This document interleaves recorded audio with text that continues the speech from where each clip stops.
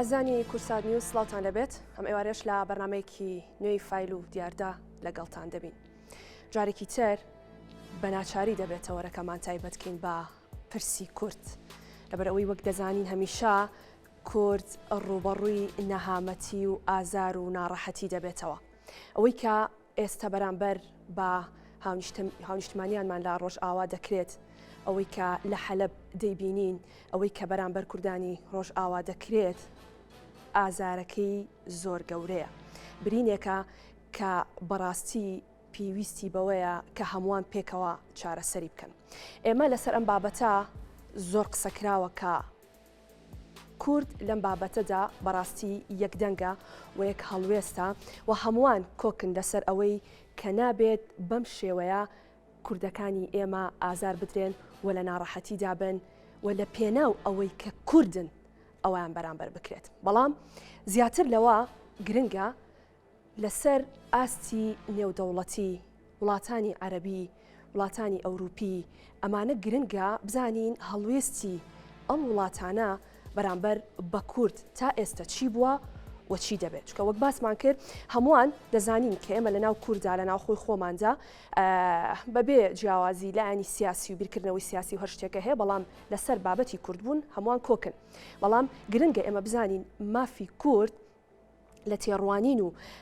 بیرکردنەوەی کەسانی غەیری کورد چۆن بەدەست دەهێنین. کۆمەڵێک ڕۆژنامەنووس، کۆمەڵێک نووسەر کە غەیری کوردن لەسەر کورد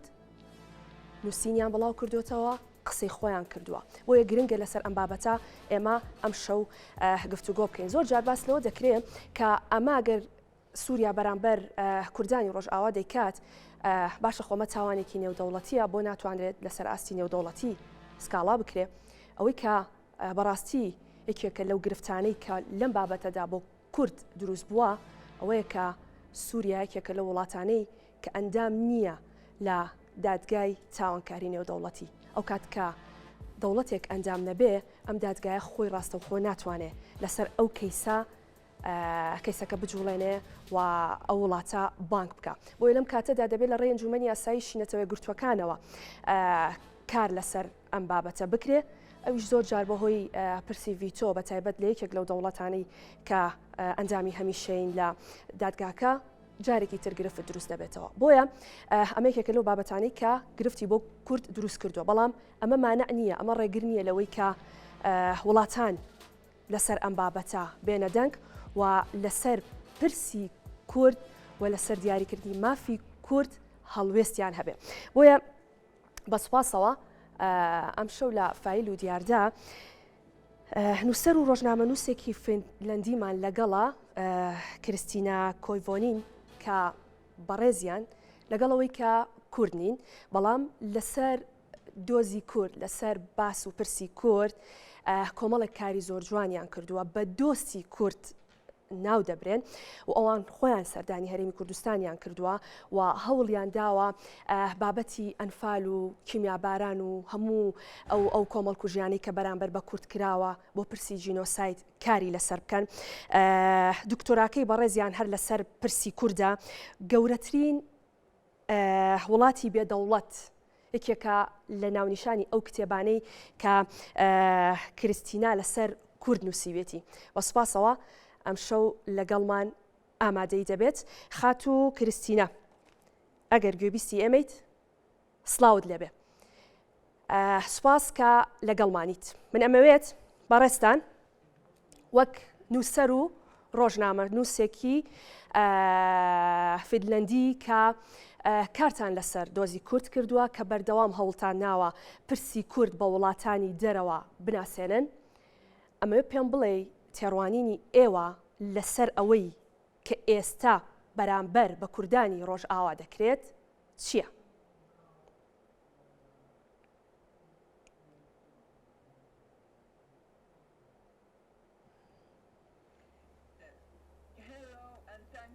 سڵاو، سپاس. پێش هەموو شتێک دەمەوێت سپاسان بکەم بۆ ئەوەی کە گوێ بگرن لە بیر و بۆچینەکانی من بکەن. من لە ئێسادا لە کوردستانیان بن لە فنلاندم، بۆیە خۆشحاڵم لێرە بەشداری بکەم لە پرۆگرامەکەتاندا سەبارەت بەو بارودۆخۆی کە ئێستا لە ڕۆژاوا لە ئارادایە من لەلایەن خۆمەوە بۆ ماوەی چەند ساڵێک بوو چاودێری بارودۆخەکەم دەکرد بە تایبەتی لە ڕێگەی میدیا ڕۆژئاواییەکانەوە بۆیە ئەتوانم بڵێم کە دوای ئەو ئاگربەستەی کە هاتە ئاراوە لە نێوان هەسەدا و هەروەها و هێزە کوردیەکانێتە لە ڕۆژۆڤا و هەروەها لە شاری حالابە وا دیارە یاخود پێدەچێت میدیای ڕۆژئاوا هیچ باخێکی تر چیتر باخ نەدات بەو بارودۆخەی کە لەوێ ڕوودەدات بۆیە بۆ ماوەیە کە گوێ بیستی هیچ شیکردنەوە و لێکدانەوەیەک نابین بۆ ئەو بارودۆخەی کە لەوێ لە ئارادایە بە تایبەتی لە کەناڵە میدیایەکانەوە. بەڵێ بەڵێ ئەمەی کە دەبینرێت بەرامبەر بە کورد دەکرێت خات و کریستینە ئەنی گلەی ئەوە دەکرێت دەڵێن هەڵوێستی بێ هەڵوێستی وڵاتان لە پرسی کورد بە تایبەت لەم بارودۆخەدا بۆچی وڵاتان لەم کاتەدا بۆ پرسی کورد بێدەنگن.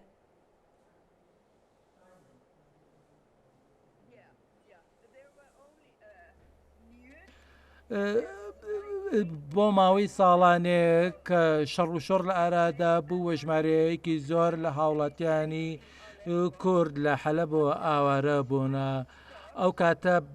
ڕووماڵکردنێکە بۆ بارودۆخەکە بەڵام دوای ئاگربەستەکە میدیای ئەوروپی بێدەنگ بوون و بە بێدەنگی وەستانە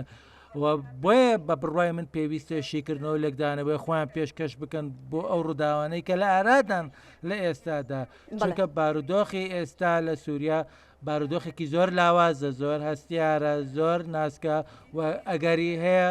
خراپتر بێت ئەگەر بێت و کۆمەلگای نێودەوڵەتی کاردانەوەیەکی نەبێت بۆ ئەو ڕووداوانەی کە لەوێ لە ئارادا بۆیە من بەسەر سوورمانەوە لە ئەو بێدەنگیەی وڵاتانی ئەوروپا دەڕوانم. باش دەستخۆش ئەگەڕێمەوە لات خات و کریستینە یەکێکی تر لەو نووسەر و ڕۆژنامە نووسانەی کە زۆر لەسەر پرسی کورد قسە دەکات و بڵاوکراوەی هەیە و کاری لەسەرم بابەتە کردووە فادی ئاکوم کە بەڕێزیان نووسەر و ڕۆژنامە نووسێکی لوبنانین کە ئەوانیش بە دۆستی کورد دادەنرێن و هەمیشە زۆر جوان لەسەر کورد و کوردبوون قسە دەکات. کاک فادی بەڕێزیشتان زۆر بەخێر بێن سوپاس کە ئەم ئێوارەی لەگەڵمان بوون. من ئەمەوێ لە نووسینێکی خۆتانەوە دەست پێ بکەم لە یەکێک لە نووسینەکانتانە لەسەر کورد کە نووسیوتانە ئەڵێن لەم سەردەما کە لە ڕووی سیاسی و سەربازیەوە زۆر ترسناکە ئاڵۆزە کە مرۆڤ بیت لەوەش ئاڵۆستر ئەوەیە کە لە ڕۆژهەڵات ناوەڕاست بیت و لەویش ئاڵۆستر ئەوەیە کە کورد بیت. هەر بەڕاستی لە دیدی ئێوەوە کوردبوون ئەوەندە ئاڵۆزە و بۆچی پێتان وایە کە کورد بیت دەبێ ئەوەندە لە ژیانێکی ئاڵۆزدا بیت.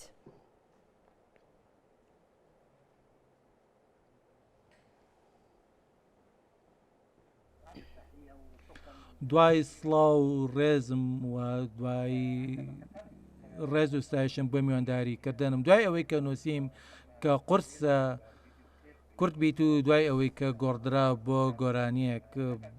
کە وترا سەبارەت بە پاڵەوانەکانی ڕۆژاوا ئەو هۆنراوەیە دوای ئەو سەرکەوتنە بوو کە بەدەستات بەسەر تیرۆریستانی داعشدا ئەوەش دوای ئەوە هەڵمەتە سامناک و بربەریەی کە لە ئارادا بە لە دژی ڕۆڵەکانی گەلی کورد لەبەر ئەوە وتم زۆر قورسە کە کورد بیت و چونکە پێویستە ڕوبەڕووی هەمووان بیتەوە ئەوەش جێگای شەرمەزاریە بۆ مرۆڤایەتی لەم سەردەمەدا کە تێیدا دەژین و ئەو پەرەسەندنە سامناکە دەبینیت لە هەموو ئاستە جیاوازەکاندان بەڵام ئاستی مرۆیی دەبینیت بەو شێوەیە پشتگوێخرا و لە خوارەوەی دۆسیەکاندا ماوەتەوە و ئەو قسەیە وتو بۆیە دووبارەی دەکەمەوە بە تایبەتی دوای ئەم ڕووداوانەی کە لەم دوایەنەدا هاتنە ئاراوە لە حەلا بۆ ئەمڕۆ لە ناوچەی بەنداوی تشرین دووبارە پەرەسەندنەیەکی مەتەسیدار و سامنەکانە دووبارە دەبێتەوە کە بەگشت نەتەوەیەکدا دەچیت کە ئەوانی تر قوبوڵی ناکەن کورد بە درێژایی 40-50 ساڵی ڕابردوو باجێکی قورسی داوە بە تایبەتی لە سەری ڕابردوودا لە سووریا باجی گەوریاندا ئەمڕۆژ دووبارە باجێکی تر دەدەنەوە وەک ئەوەی کە هیچ شتێک نەگۆڕابێت وەک ئەوەی کە ڕژێم نەڕووخا بێت هەرکو پێمان وترا کە ڕژێمی شۆڕەشە بارودۆخەکە دەگۆڕێت لە سووریا بەڵام وا دەرنەچوو ڕەنگە تێ بگەین کە ڕەنگە هەندێک جار ناکۆکی و بیرروبۆچوونی جیاوازی ناوخۆی لە نێوان ڕۆڵەکانی نەتۆدا ڕوو بدا لەسەر ئاسی هزری لەسەر ئاسی سیاسی وە بگاتە ئاستی نائارامیەکی زۆر بەڵام زۆر شەرمەزاریە مای شەرمەزاریە کە هێزیەکی سەربازی کۆ بکەیتەوە لە ڕووی دەرونی و کۆمەڵایەتی ناوخۆیەوە خەڵکی بەو شێوەیە کۆ بکەیتەوە هاان بدەیت لە دژی پێکاتەیەکی ڕەسەنی سووری کە سووریای نوێی دروست کردو باش وتت لە دژی پێکاتەیەکی ڕەسەن کە سووریای دروست کردووە بەڵام ئەوان هەر خۆیان نووسەرەکانی خۆیان باس لەوە دەکەن کە کورد لە سووریا میوانە بە تێڕوانینی ئێوە کورد لە سووریا میوانە یان خاکی خۆیەتی و دەبێت تا دوانەفەس پارێزگاری لێ بکە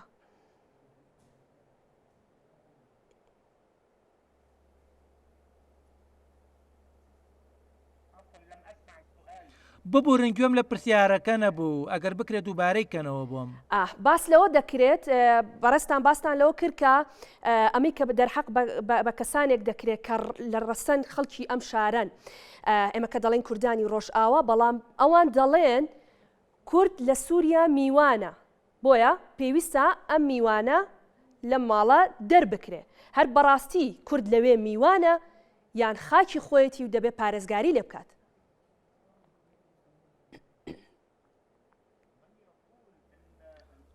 ئەوەی کە دەڵێت گەلی کورد پێکاتەیەکی ناڕەسەنە لە سووریا یان لە عێراق یا لە ئێران یا لە تورکیا پێویستە دووبارە مێژوو بە باشی بخوێنێتەوە پێش ئەوەی کە کوردەکان کاتێ لە ناوچای بن کەسمان لەوێ نەبووین ئێمە هەمومان بەڕەچەڵک کەنعانی و سریانین و لە کۆمەلگاکانی ترەوە توێن ئەو قسەیە جێگەی شەرمەزاریە و زۆرینەی ئەوانەیە کە پەرە بەو بیردۆزە و تیۆریە دەدەن کەسانێکن بەڕەچەڵک سووری نین وە قسەیەکی ئاکازاییش ناکەم بەڵکو قسێک دەکەم کە سەلمێنراوە بە مێژووی بنەماڵە و خێڵ و ئەو تیر و هۆزانەی کە لە ناوچەکە دەژین لە سووریا بە تایبەت تێبینیەکەیە و ئەوانەی کە ئەمڕۆ لە دژی کوردەکان شەڕ دەکەن سووری نین دەڵێم هەندێکیان سووری نین چونکە بەشێکی زۆر لە سووریەکان ڕازینین بەڕۆژە بەڵام کەسانی تر هەیە لە ئۆزبەکستانەوە لە چیچانەوە لە وڵاتانی تریشەوە هاتوون و پەیوەندیان کردووە بە ڕێکخراوی داعشەوە دەڵێم داعشە هاتوون چوونەتە ناو داعشەوە پێشەوەی ڕێکخراوەکانی تر بین بەڵام ئێستا دەبینی هەندێکیان ڕەگەزنامەی سووریان پێ و قسە دەکەن و ڕە و بیرروبۆچوونی سووریەکانی زەوت دەکەن و بە شێوەیەکی تۆڵەسێنەرانە پەلاماری مەدەنیانە دەدەن پەلاماری ناوچە مەدەنیەکانیش دەدەن بە بیانووی ڕوبەڕووبوونەوە و شەڕکردن لە دژی هەسەدای یان پارتی کرێکارن بەڵام ڕوونە کە ئەوە ئۆپەراسیۆنێکە بۆ تۆڵەسەندنەوە لە تۆپاڵەوانانی ڕۆژاوا کە بەریان کەوتە بە درێژایی ساڵان ڕابردوو باشە کاک فاتی بێدەنگی وڵاتانی عەرەبی بۆ دیارەکە منم پرسیارە کەم بە شێوەیەکی گشتگیر پرسیارەکە ناکەم چونکە ئێمە دەزانین نمونەی وەک بەڕێستانمان هەیە کە هەمیشە لەسەر کورد لەسەر پرسی کورد لەسەر مافەکانی کورد نووسینتان هەیە قسەتان هەیە هەڵوێستان هەیە بەڵام بە شێوەیەکی گشتی ئەوەی کە باس دەکرێت لەم کاتەدا بە تایبەت ئەوەی کە بەرامبەر بە کوردانی ڕۆژئاوا دەکرێ وڵاتانی عەرەب لێی بێدەنگن بۆچی؟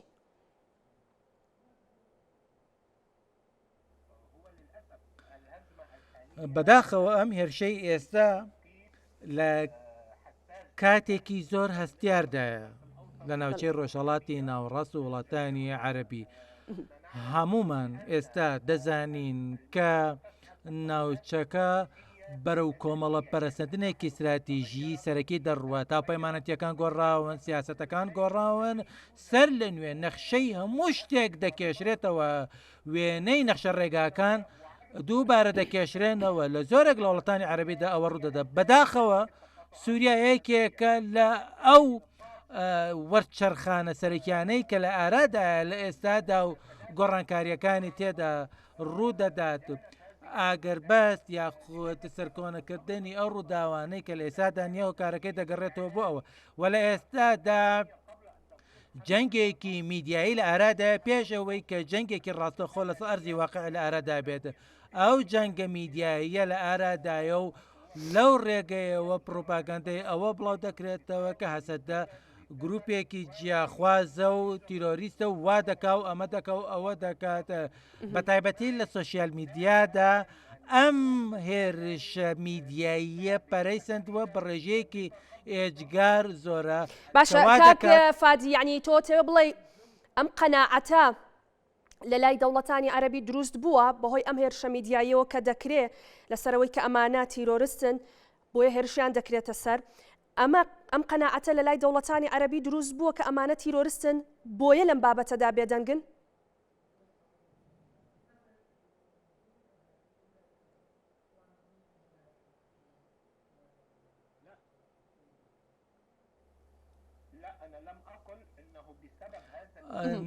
نەموت بەهۆی ئەو هەڵمەتە میدیاییەوە وڵاتە عەرەبیەکان بێدەنگن من دەڵێم وڵاتە عەرەبیەکان بێدەنگن لەبەر ئەوەی کە هاوپەیمانەتیەکە دووبارە دادەڕێژێتەوە لە ناوچەکە بەڵام لە هەمان کاتیش ئەو پرۆپاگاندەی کە لە ئارادایە بێدەنگی هەیە لە بەرامبەری لە ئێستادا بە شێوەیەکی پیشەییانە زانیاری هەڵە بڵاو دەکرێتەوە بۆ گۆڕێنی قبلە نومای ڕای گشتی کە بعد لە شەقام دەکەی ئەگەر لە هەر هاوڵاتیەک بپرسی لە هەر وڵاتێک کە چاودێری ڕووداوەکان نەکە سووریا دەڵێ هەسەدە هێزێکی تیرۆریستیە و لە دشی سوپای نظامی سووریا شەڕ دەکاتە بۆیە ئەمە ئەو هاوکێشەیە کە دەبێ بەسەریدا زاڵ بین لە ڕێگەی فراوانبوونی سۆشیال میدیای کوردی و میدیای کوردی کە پشتیوانی لە مافی کوردەکان بەڵێ دەستخۆش ئەگەڕێمە وڵات کاک فادی خات و کریستینە ئەمەوێت بزانم تێڕوانینی وڵاتان لەسەر ئاستی نێودەوڵەتی لەسەر ئەم بابەتە چۆنە بەڕێستان باستان لەوە کرد کە پێمان سێرە ئێمەش کە لەسەر ئەم بابەتە کاردانەوە نییە ئەوەی کاک فادی وتی یعنی تێڕوانینێکی هەڵە بڵاو بۆتەوە کە ئەم هێزانە هێزی تیرۆریستین دژی نظامی سووریا هەسەدە تیرۆریستە و دژی نظامی سووریا شەڕ دەکا بۆیە دەبێت لە ناو ببرێ بۆیە ئەم تێڕوانینە وای کردووە کە جۆرێک لە بێدەنگی لە وڵاتانی عەرەبی دروست بێ ئەم قسەیە بۆ سەر ئاستی نێودەوڵەتیش بە هەمان شێوە دەکرێت بڵین ڕاستە ئەو تێڕوانینە لەسەر ئاستی نێودەوڵەتی دروست بووە کە ئەمانە سوپایەکی تیرۆریستن و لە دژی نظامی سووریا شەڕ دەکەن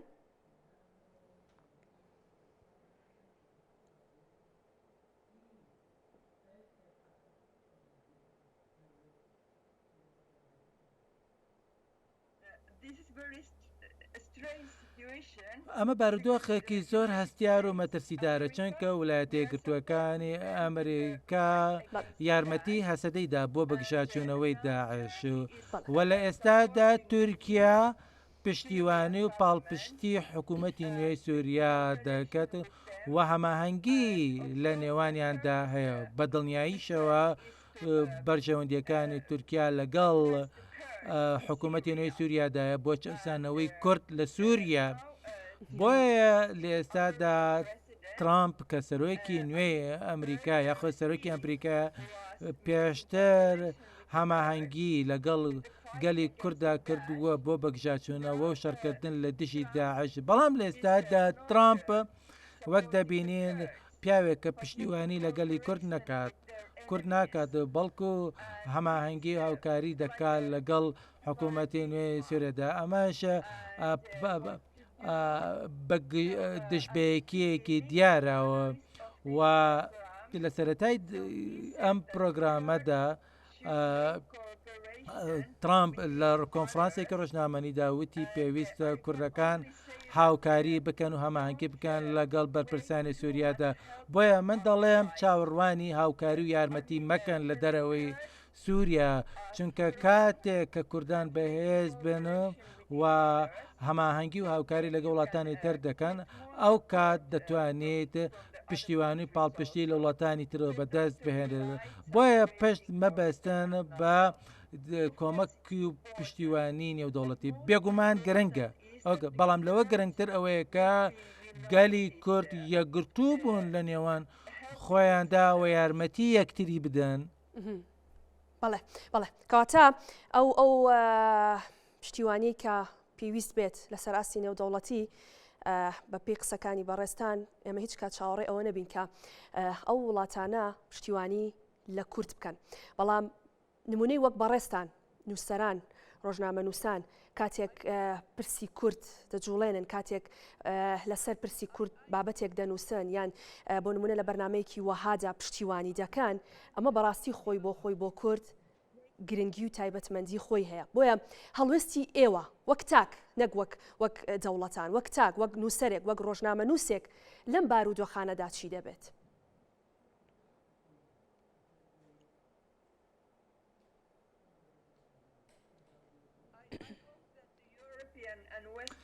من هیوادارم وڵاتانی ئەوروپا و وڵاتانی ڕۆژئاوا و هەروە کۆمەلگای نێودەوڵەتی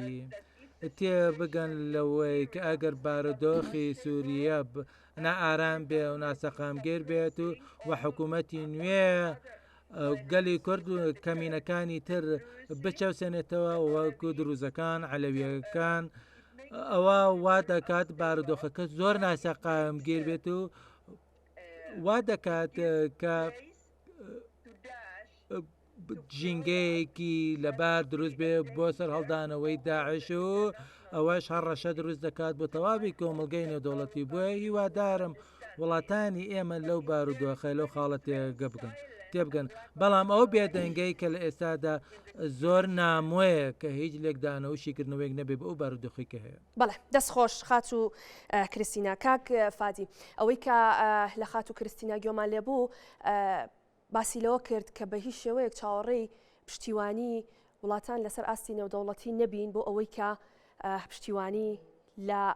کورد بکەن، دەبێت کوردەکان خۆیان لەم بارودۆخەدا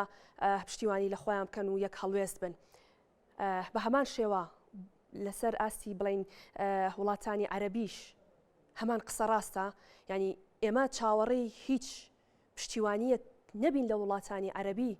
لەسەر پرسی کورد و بە تایبەت لە ئێستادا بۆ کوردانی ڕۆژئاوا.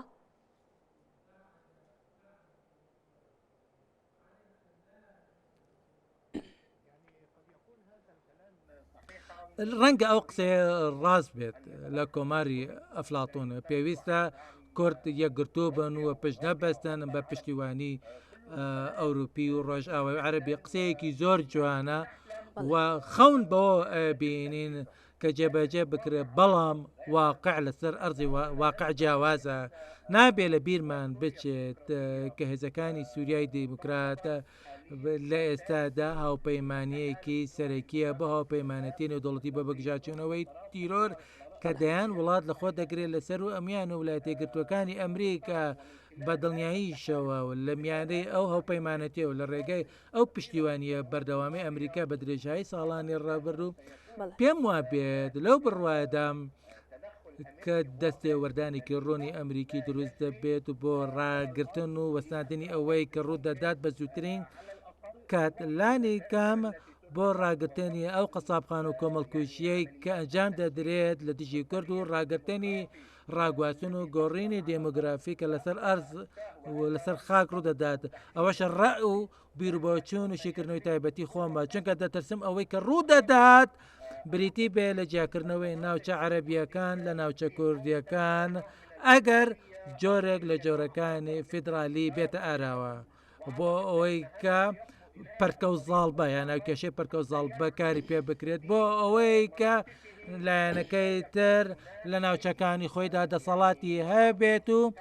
هیچ ناوچەیەک نەبێت لە دەرەوەی دەسەڵاتی بێت. پێم وا بێت لە ئێستادا شتێکی وا ڕوودەدات چونکە کاتێک کە تەماشای نەخشەکە دەکەین و تەماشای ئەو ئۆپەراسیۆنە سەربازیانە دەکەن کە لە سازی واقع ڕوودەدا دەبینین ئەوەی کە ڕوودەدا لە خۆر ئاوای فراتە نەک ڕۆژهڵاتی ڕووباری فرات پێم وابێت ئەو هەڵە کوشندەی کە ئەنجام دەدرێت ئەوەیە کە ئەگەر کردەوەی سەربازی لە ڕۆژهڵاتی فرات ئەنجام بدرێت ئەو کات بارودۆخەکە تەواو جیاواز دەبێت لەم بارودۆخەی ئێستا و وەڵامدانەوەی کوردی و عەرەبی یاخود هەسەدە چونکە هەسەدە تەنیا کوردی تێدا نییە بەڵکو هەزاران گەنجی عەرەبیش لە خۆ دەگرێت کە سەر بەگەلی یاخود لە نەتەوەی عەرەبن و لە شەڕی دش بە داعشدا خوێنیان بەخشیەوەشان بەشانی نەتەوەی کورد خەباتیان کردووە ئەوەش شتێکە نابێت لە بیری بکەین و چەندین ناوی دیارمان هەیە کە نەتەوەی عەرەبن و بەرگریان کردووە لە ناوچە کورد نشینەکان و بە شێوەیەک مامەڵیان نەکردووە کە ئەو ناوچەیە ناوچەیەکی کوردیە بەڵکو وەک یەک کۆمەلگا وەکو یەک وڵات کاریان کردو و خەباتیان کردووە و مێژوویەکیان نووسیوەتەوە بە خوێنی خۆیان بۆ ئەوەی کە سووریای ببینن کە خۆیان دەیانەوێت باش لە خیتامی نووسینێکی خۆتەوە ئەمە کۆتایی بە پرسیارەکانم بێنم کە لەو نووسینەدا کە نووسی تاڵەی ئەگەر کورد بیت تۆ شەڕوانیت ئەگەر کورد بیت لە خانەدارترین سوارچاکەکانی ئەگەر کورد بیت تۆ کۆپی ئەسڵی مرۆڤیت زۆر جوانە تۆ کورد بیت خۆزگە کورد بوومایە هەر بەڕاستی پشتیوانی تۆ و دۆستایەتی و دڵسۆزی تۆ بۆ کورد تا ئەو ڕادەیە کە خۆزگە بخوازی کە کورد بوویتایە بۆنە و پێشم وابێت و ئەوەی کە من بینیم لە لوبناان لە شەڕی ناوخۆ و لە شەڕی دەرەکی کە کراوەتە سەر لوبناان تا ڕادەیەکی زۆر لە ڕووی تەقاندنەوە و تەقاندنەوەی خان و ماڵەکانەوە جیاوازی کەوتۆی نییە کە بەسەر کوورد هاتوو بۆیە من مەبەستم ئەوە بوو کە بڵێم کە من هەست بەو نەهامەتیە دەکەم کە ڕوبەڕووی گەلی کورد دەبێتەوە لە 2011 تاکو ئێستا لەو ساڵۆ تا ئێستا زنجیرەیەک قەسابخانە و کۆمەڵکوژی و وێرانکاری و هەڵوەشانەوەی خێزانی یەک لە دوای یەک ڕووی داوە بۆیە بەڕاستی ئاواتە خوازم کە کورد بم بۆ نا چونکە کوردیش مرۆڤێکە هیچ کەسێک ناتوانێت بەسەری دازاڵ بێ هەر کەسێک بێت بەڵێ فادی ئاکۆم نووسەر و ڕۆژنامە نووس لە لوبنانەوە سپاسکە لەگەڵمان ئامادەی هەبوو خات و کریستینە بەڕێزیشتان لە فینلەندەوە سپاسکە لەگەڵمان بوون لەسەر پرسی کورد لەسەر ئەوەی ئەم دۆخی کە ئێستا لە ڕۆژ ئاوا ڕوودەدا هەریەک سەرنج و تێبینەکانی خۆتان لەسەرم بابەتە خستە ڕوو سپاسکە لەگەڵمان بوون بەڵێ ئەزیزان لەگەڵتان بەردەوامە بین دێمەوە ناوخۆی خۆمان دەچینە هەولێر میوانێکی تر لەگەڵمانەویش زۆر بەڕێز کاک ڕەمەزان کەریم کە بەڕێزیان نووسەر و چاودێری سیاسین لەسەر ئەویش کەمێک لەسەرم بابەتە گفتوگۆ دەکەم کاک ڕەمەزان سڵاوت لێبێ ببوورە کە کەمێک ڕام گرتی بەڵام ویستم پێکەوە ئێمە گوێمان لە قسەی میوانەکان بێت هەرێکێکیان لە شوێنێک بۆ ئەوەی بزانین کە ئەوان لەسەر کورد لەسەر پرسی کورد لەسەر ئەوەی کە ئێستا بە کورد دەکرێت لە ڕۆژ ئاوا تێڕوانینیان چییە ڕەنگە بەڕێزیشتان گوێتان لە میوانەکان بوو بێ هەم ئەوەی کە لەسەر ئاستی نێودەوڵەتی هەم لەسەر وڵاتانی عەرەبی ئەوان بێئومێد بوون لەوەی کە کورد چاوەڕێی هەر پشتیوانیەک بێ کە لە وڵاتانەوە لی دەکرێت ئەو خەمەش کە ئێمە هەمانە ئەوەشی کە باس دەکرێت کە دەوترێ بێدەنگی وڵاتانی عەرەبی و لەسەر ئاستی نێودەوڵەتی بۆ کەمێک وابزانم وەڵامەکەیمان وەرگرت بەو شێوەیە کە باس کراوە کوردیان ئەم هێزانە هێزێکی تیرۆریستن و ڕوبەڕووی حکوومەتەکەی سووریا دەبنەوە و دەبێ ئەمانە لە ناو ببرێن دەبێ وەڵامی ئێمە بۆ ئەم تێڕوانینە هەڵانە چی بێت کاک ڕەمەزان زۆر سپاس لانا خان سپاس بۆ کورتسات سپاس بۆ شێرەژنێکی وەک وە بەڕاستی بەدەم و چاوی خۆشی ون بە کچێ شارەوانان و پێشمەرگی جارێ جاران زۆر سپاس دچن گەلک سپاس سپاس بۆ ئێوەش زۆر سپاس دەڕاستیێدا من دخوازم هنه که مسئله وی استراتژیک بله بله ام شر کل رودا او شر پنج شش روزایی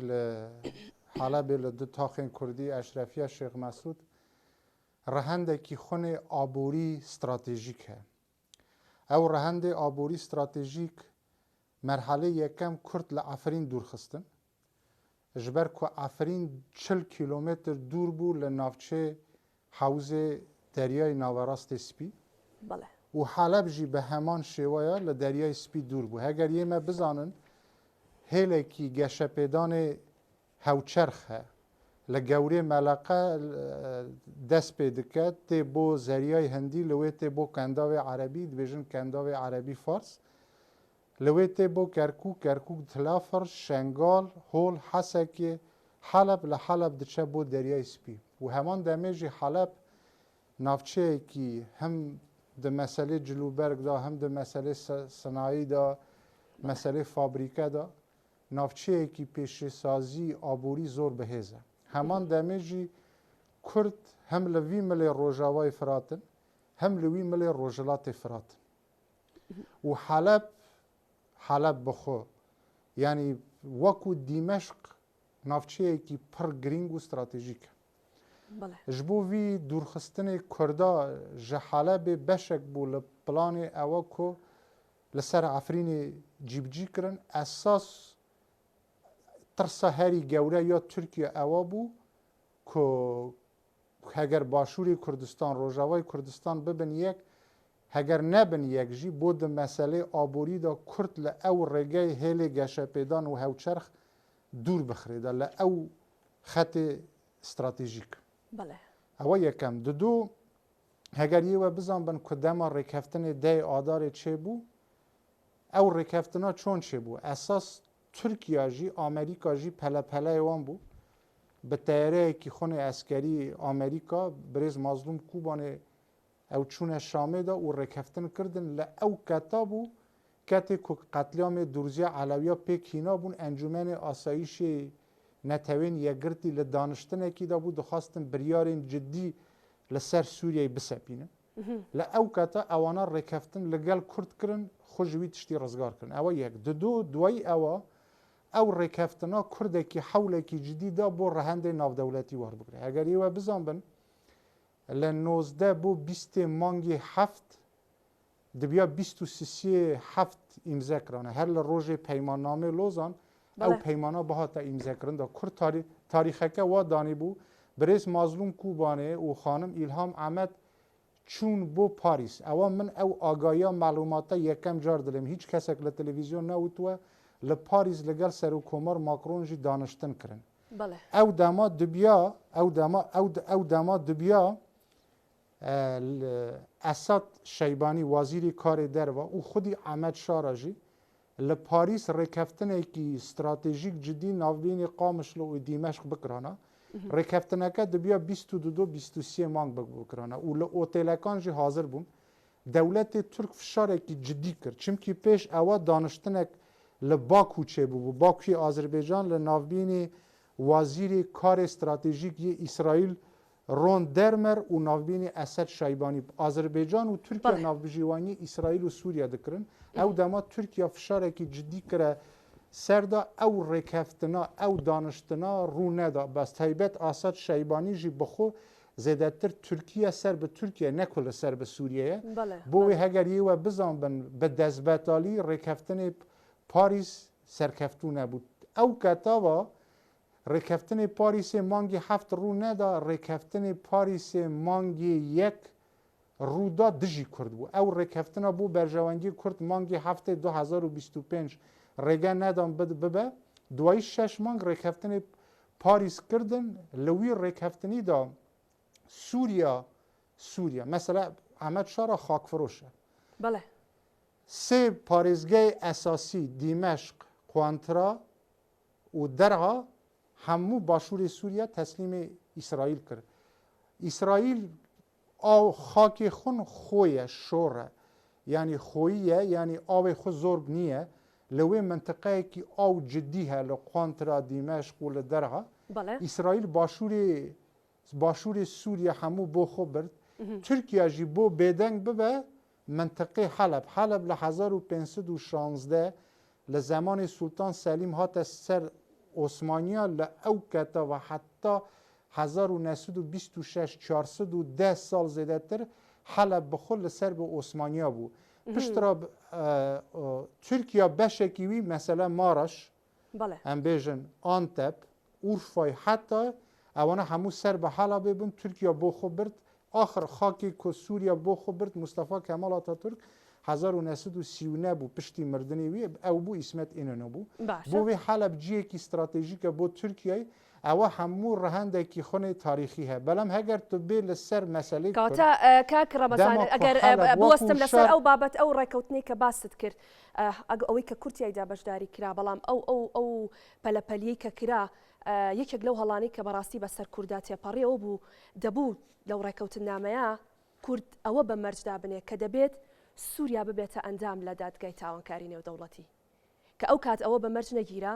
ئێستا ئێمە باجەکەی دەدەین چکە وەک من ئەگەر ئاگاداربی لە سەرەتای بەرنامەکەەوە باسم کرد ئەگەر بەهاتایە و سووریا یەکێک بووە لە دەوڵەتانی ئەندام لە دادگای تاوانکاری نێودەوڵەتی ئێستا ئەو دادگایە خۆی دەیتوانی کەیسەکە بجوڵێنێ بەڵام لەبەرەوەی سووریا لەو دادگایە ئەندام نییە قورسە بۆ ئێمە وەکو کورد و لەسەر ئاسی نێودەوڵەتیش ئەوە کە پشتیوانیمان لێ ناکرێ بتوانین ئەو کەیسە بجوڵێنین بۆیە جۆرە سەر لە شێوانێک لەو کاتەیە بۆ کورد دروست کرا بۆی نەتوانێت ئەو مەرجە بەسەر سووریادا بسەپێنێ بەڵێ ڕاستە من ئێستا بە استراتیژیک بە قوڵایی بەرسەوێ ئەو پرسیاریا دەدەم نەها مەسەلە ئەوان دەڵێن ئێستا پێشەکیەکی بێلم ئەوە چەند چرکەیەکی ئەوانە دەڵێن کورد لە حەلەبێ نشتاجین میوانن در راستی دا که حلب به طیبت او تاخ اشرفی شیخ مسعود تاخ شیخ مسعود برزه 6 جار لتاخ اشرفی گورتره دسپیکی دمال او گردا کس نبو کرد لوی نشتاجی بون یعنی کرد لوی میوانین اصلا وقتی خوب پارێزگای حلب اساسی دما سوریا بود دولت که 6 دولت بود مثلا دولت حلب و دمشق پارێزگاری وی کورد بوو بۆ وی کورد لەوێ خۆوان ماڵن ئەوە یەک دوو لەوێ ئێستا ڕێگایەکی هاوچەرخ چێتکن مەسەلە وەختی خۆ بەشەر ئەسەد قبول نەکرد کۆ غازی قەتەر سێەم یێدەکی غازە پشتی رووسیا ئیران لەسەر سووریای را بسوورە بەهاری عەرەبی وڵاتی ناودەولەتی ji سەد وڵاتە تێرۆریست ناردن بۆ سزادانی ئەسەد کو ڕێگە نەدا غازی قەتەر بچە بۆ ئەوروپا بەدیلی غازی رووسیا ئێستا ئەو ڕێراوە گوهارتنە دخوازن غازی قەتەر بینە ئوردونە و بەر بە ڕێگەی ئانتێب گازیە ئانتێب باژارێکی کوردە بە مەزنترین باژارە کوردی پێرا دەبێژن دیلۆگ جا من بێمە سەر بەرسەوە پرسیارێوە حقیقەت بریارە 27 نۆدونە یا ئەنجومەنی ئاسایشی ناودەولەتی سزا لەسەر سووریا ڕاکردن لەوی شەڕی داویدا 3 بۆ 7 ڕۆژ دابوونە بۆ ئەمەد شەڕە هەگەر ئەو شەڕە تەواو نەبە تێنە سەر خەتتا و شەڕەکەژ بە 5-6 ڕۆژ تەواو بوو بۆ مەسەلەی بەرسبێەوە حەز دکم یێوە بزانن لە ڕاگەیاندنی کوردیدا خەلەتیەک هەیە من حەز دکم ئەوە ڕاست بکەم هەم بۆ ڕایە گشتی گەلێ کورد حکومەتی ئەمەد شەڕە ڕەهەندێکی ڕەوا مەشروع لە ناودەولەتیدا وەرنەگرتووە هیچ ئیمزایەکی ناودەولەتی لەگەل وی ڕەهەندێکی قانونی نییە هەگەر ون بزان بن تەکە بالیۆزخانەی خۆ کرد لە ناوە سووریایدا تورکیا بوو هیچ وڵاتێکی دنیای بالیۆزخانەی خۆ لە ناو دیمەشقدا بە ڕەسمی لە دوایی حیش خۆ لە زمانی ئەسەد ڕاگرتە بوون بەلام دوایی کو ئەسەد ڕووخوا هیچ وڵاتێک بالیۆز لەوێ نینن هەموو مستەوای دویەم سێەم لەوێنە و حکومەتی ئەمەد شارە هیچ ڕەوابوون مەشروعەتێکی خۆ نینە قانونێکی ناودەولەتی ئیمزە بکە بۆ وێ حکومەتێکی ڕاگوازارە هیچ مەشروعەتێکی خۆ نینە ئەوە حەز دکم ڕایە گشتی بزانە و خەبەرێکی دڵخۆشکارە ئەوە یەک دوو ئێستا ڕێکەفتنە دای ئاداری تەخریبن هەلوەشیە کو شەڕ دەست پێ بوو هەلوەشیە ئێستا کورد کو لە تاخی ئەشرەفی شێخ مەسعود دەرکەوتن هاتنە خۆ لە منتقەی درعافر نزیکی 5-6 کیلومتر دووری وان تاخە کورد لە ئیلچەیەک هەیە قەزایەک هەیە پێرا دەبێژن مەسکەنە و درعافر هێزێکی کوردا لەور پڕ خورد کۆمبیە شەڕەکە دکارە لەوێ ببە ئەوە یەک مەرحەلەی دودیا شەڕەکە لە منتقەی تابقا هەیە لە منتقەی تابقا لەوێ خۆشی باراژێکی ئلکتریکی پر استراتیژیکە ئەوانە دخوازن کورد لە درعافر لە مەسقانە و لە تا وی ملێ ڕۆژاوای فراتێ دەربازی وی ملێ ڕۆژهڵاتی فراتێ بن شەر لە ئەو سێ منتقە ئێستا دەسازی دە ئەوانە وەکو لە گۆڕوان کو تامێ سەرکەفتن دە دەستوان دخوازن شەر دەست پێکن بۆ مەسەلەی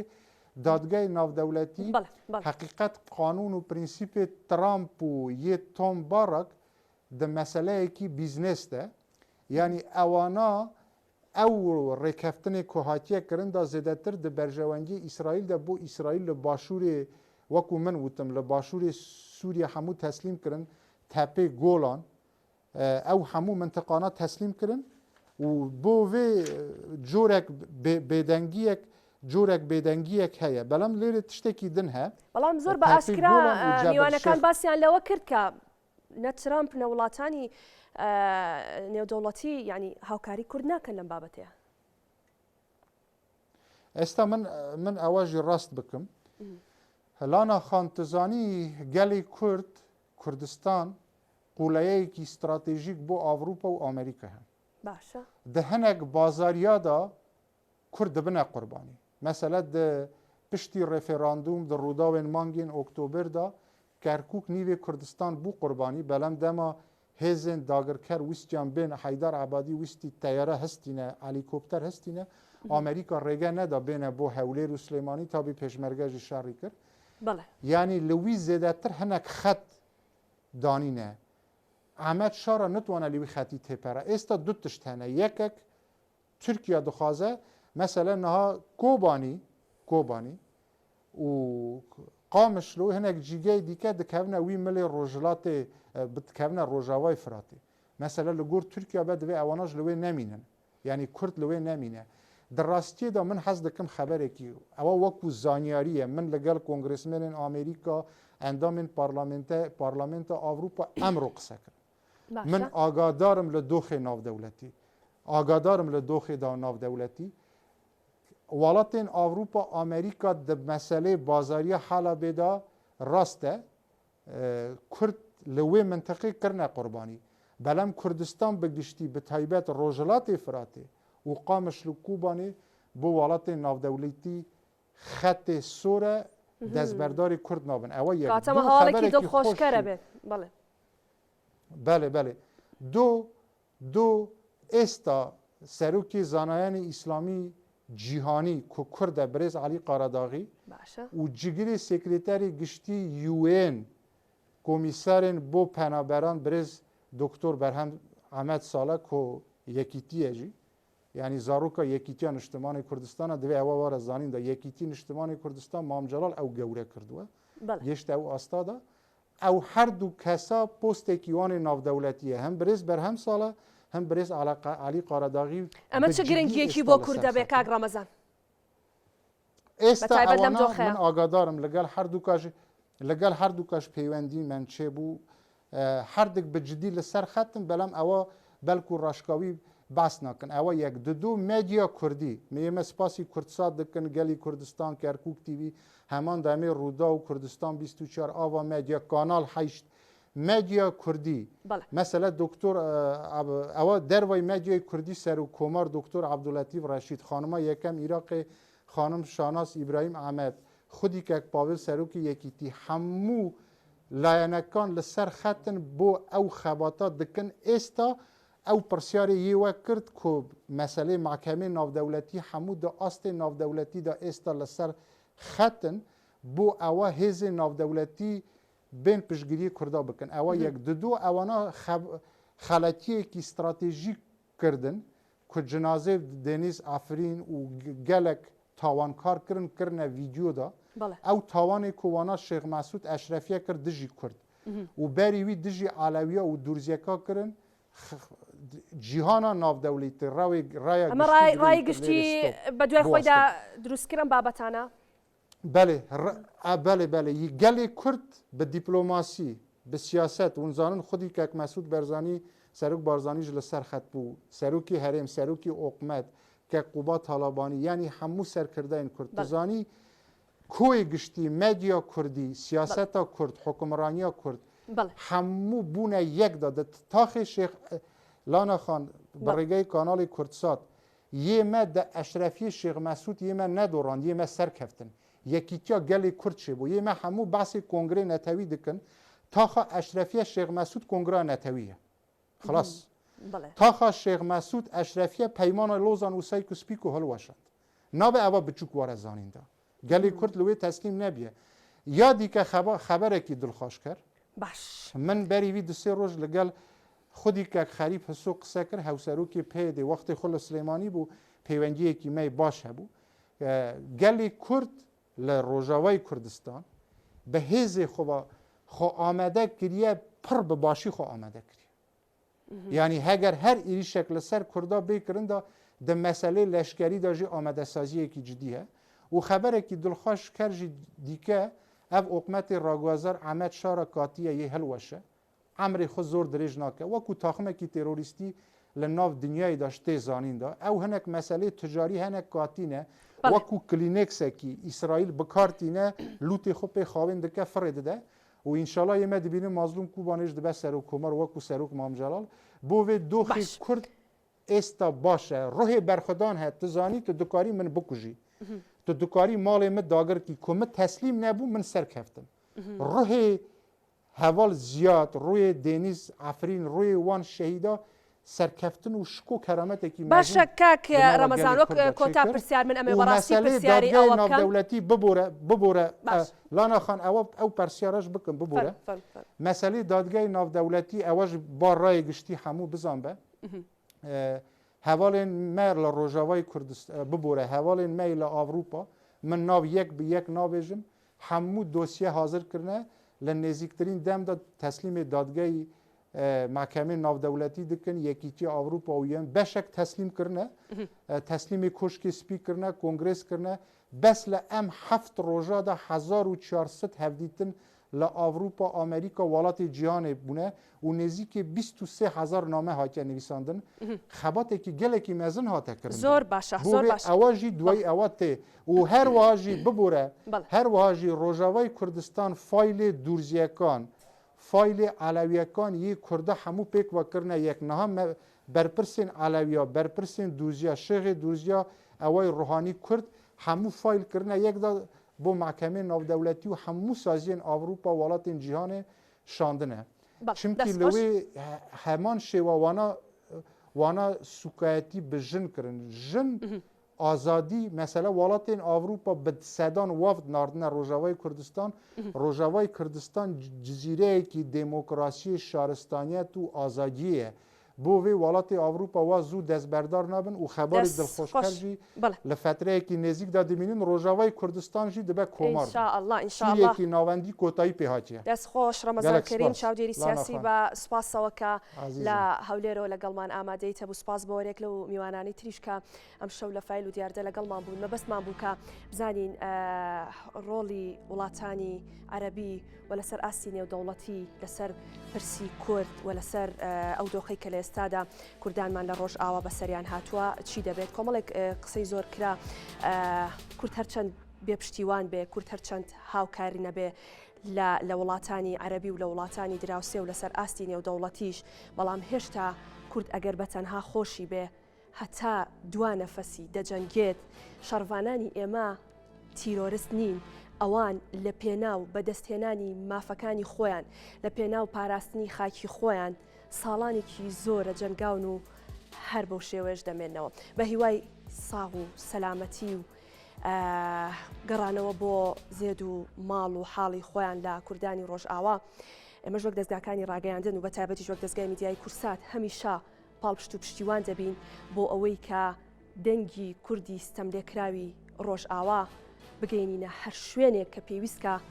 تاک و کورد لەو ناوچانە سەر بکەوێ تا بەرنامەی داهاتوو بە تەوەرەکی نوێ بە ئێوەی ئازیز دەگەمەوە شاد و بەختەوەر بن.